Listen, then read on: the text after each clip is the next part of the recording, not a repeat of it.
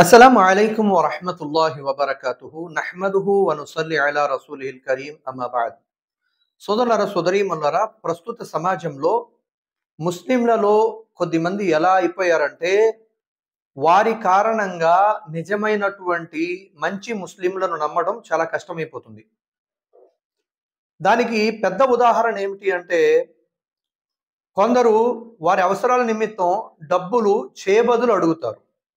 అంటే మీరు ఒక 2000 ఇవ్వండి, నేను ఒక 2 రోజులు ఇచ్చేస్తాను చేయబదులుగా అని చెప్పి అడుగుతారు. ఆ సమయంలో కొద్దిమంది పోన్లే మనవాళ్లే కదా అని చెప్పి ఇస్తారు. కొద్దిమంది పెళ్ళైన ఆడవాళ్ళు అయితే భర్తకు తెలియకుండా ఇస్తారు. కొద్దిమంది పెళ్ళైన మగవాళ్ళు అయితే భార్యకు తెలియకుండా ఇస్తారు. 2000 తీసుకున్న వాడికి పెద్ద అమౌంట్ కాకపోవచ్చు, పెద్ద మొత్తంలో డబ్బు కాకపోవచ్చు అది. కానీ ఇచ్చేవాడికి అది 2000 చాలా ఎక్కువ అవ్వచ్చు. కొన్ని సందర్భాల్లో కోటీశ్వరుడికి కూడా 1000 రూపాయలే చాలా పెద్ద అమౌంట్ అవుద్ది.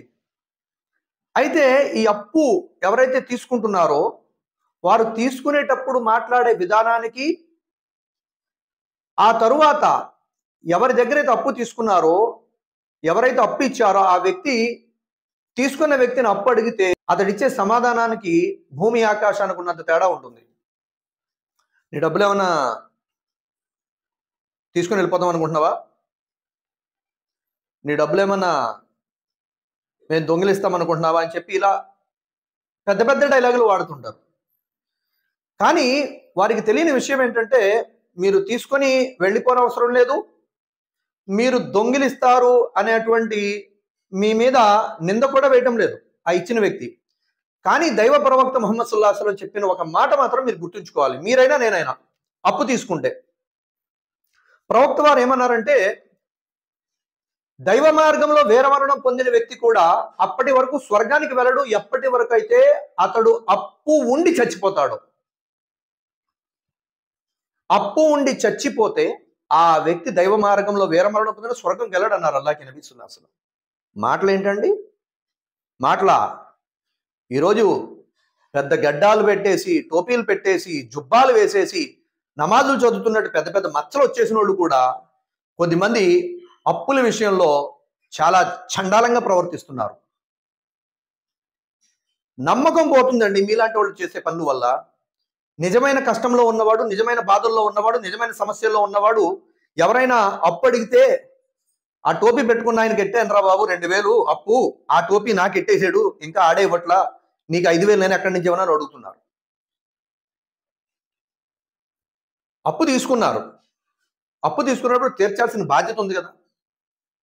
కొద్దిమంది ఏమంటారంటే, అంటే తీరుద్దామని ఉంది కదండి, మనకి అంత సపోర్టింగ్ లభించట్లేదు. ఏం లభించట్లా? మీ దగ్గర ఒక విలువైనటువంటి వస్తువు ఉంది, దాన్ని అమ్మి ఇచ్చేయండి. మీ రాయల్టీ లైఫ్ పాడవకూడదా? మీ 30,000 రూపాయలు 40,000 రూపాయలు ఫోన్ మీ జేబులో ఉండాలి. మీరు వాడే మంచి బైకు, మంచి వాహనం మీ దగ్గరే ఉండాలి. మీ దగ్గర ఉన్న స్థలాలు ఏమీ అవ్వకూడదు. అప్పు ఇచ్చినోడు మాత్రం టెన్షన్తో చచ్చిపోవాలి. బాగుందండి, అల్లా దగ్గర చెప్దురు కానీ ప్రవక్త గారి దగ్గరకు ఒక జనాజా వచ్చింది. ప్రవక్త గారు వెంటనే అడుగుతారు, ఈ వ్యక్తి ఎవరికైనా అప్పు ఉన్నాడా అని చెప్పి. అప్పు ఉన్నాడు అని తెలిస్తే ప్రవక్త గారు జనాజా చదివించేవారు కాదు. ఎప్పటి వరకు అయితే ఆ మృతుని యొక్క అప్పు యొక్క బాధ్యత వేరేవారు తీసుకోరో అప్పటి వరకు ప్రవక్త గారు జనాజా చదివించేవారు కాదు. ఎందుకంటే అప్పు ఉన్న వ్యక్తి చచ్చిపోతే ఇంకా అతడి పాపక్షమాపణ నేను అడిగినా ఆ ప్రత్యర్థి క్షమించడు కదా అని చెప్పేసి. అప్పు చాలా ప్రమాదకరం సోదరులారా. ఈ రోజున అప్పు అనేది చాలా లైట్ తీసుకుంటారు కొద్దిమంది మన వాళ్ళు. దానివల్ల నిజమైన కష్టంలో ఉన్న వాళ్ళు కూడా అప్పు ఇవ్వబుద్ధి వేయట్లేదు, భయం వేసేస్తుంది, చాలా భయంగా ఉంది. సోదరులారా, పెద్దలారా, అప్పు విషయంలో జాగ్రత్తగా ఉండండి. నేను తీసుకోవడం తప్పంట్లా, తీసుకొని ఇన్నేసి నెలలు, కొద్దిమంది అయితే సంవత్సరాలు గడిపేస్తున్నారు. ఇంట్లో భార్యాభర్తలు కొట్టుకు చచ్చిపోతున్నారు వీళ్ళకి అప్పు ఇచ్చిన కారణంగా. ఇలాంటి పాప పనులు చేసి ఆ పాపాన్ని మూట కట్టుకోకండి సోదరులారా, సోదరీమణులారా. అప్పు ఉందా తీర్చడానికి 100% అన్ని విధాలుగా ప్రయత్నించండి. వడ్డీకి తీసుకుంటే భయమేదా మీకు? భయమేదా? ఆడు బండి లాగేసుకుంటాడేమో, లేకపోతే ఏమన్నా వస్తువులు అట్టుకెళ్ళిపోతాడేమో, లేదా నలుగురిలో అల్లరి చేసేస్తాడేమో. వీడు నోరు మూసుకొని ఉన్నాడు కదా, చేతులు ముడుచుకొని ఉన్నాడు కదా, మీకు సరదా. సైకోయిజం కొద్దిమందికి సరదా, ఆనందం. చాలా దరిద్రమైనటువంటి పాపం అండి ఇది. చాలా చండాలమైన పాపం ఇది. ఈ పాపం మూట కట్టుకోకండి. మనం చేసిన ఎక్కడికో పోవో, ఖచ్చితంగా కనపడతాయి.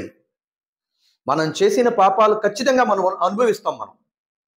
మనం ఇతరులను పెట్టిన బాధ ఖచ్చితంగా మనం ఆ బాధను అనుభవిస్తాం, ఆ కర్మ అనుభవిస్తాం మనం. అందుకోసమే సోదరులారా, సోదరీమణులారా, ఎట్టి పరిస్థితుల్లో కూడా అప్పుని లైట్ తీసుకోకండి. తీర్చడానికి అల్లాతో దువా చేయండి, మార్గాలు అన్వేషించండి. మీ దగ్గర ఉన్న వస్తువులు బయటికి వెళ్ళకూడదు, అవతల అప్పు తీరిపోవాలి, కయామత్ వచ్చేది, తీరదు. అలా కాదు, వేరేవాడు ఎవడనైతే నన్ను ఎంత అల్లరి చేద్దుడు, పాపం వీడు మంచోడు కదా, అల్లరి చేయట్లేదు కదా, తీర్చేద్దామని చెప్పేసి ప్రయత్నం చేయండి. అల్లా ఖచ్చితంగా దారులు తెలుస్తాడు. అల్లా తబారక్ తఆలా చెప్పేటువంటి నాకు, వినేటువంటి మీకు కూడా ఈ అప్పుల నుంచి రక్షించుకునే భాగ్యం ప్రసాదించుగాక. ఎవరైనా మనకు అప్పు ఇస్తే ఆ అప్పుని పూర్తిగా మనం తీర్చేటువంటి భాగ్యాన్ని అల్లా మనందరికీ ప్రసాదించుగాక. అస్సలాము అలైకుం వరహ్మతుల్లాహి వబరకాతుహు. మన ఛానల్లో వీడియోస్ చూసే మీ అందరికీ నా ఒక రిక్వెస్ట్ ఏమిటి అంటే, తప్పకుండా మన వీడియోస్ని లైక్ చేయండి.